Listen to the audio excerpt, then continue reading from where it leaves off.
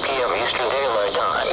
At 7:06 p.m. Eastern Daylight Time, National Weather Service meteorologists detected a severe thunderstorm capable of producing quarter-size hail and damaging winds in excess of 60 miles per hour.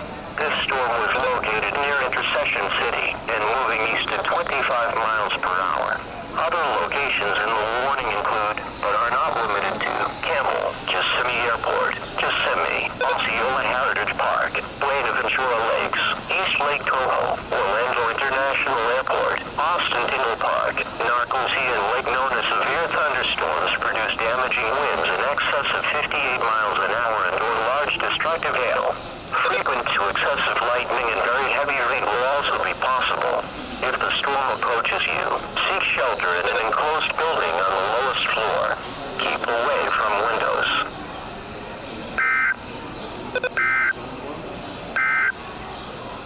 Special weather statement. A significant weather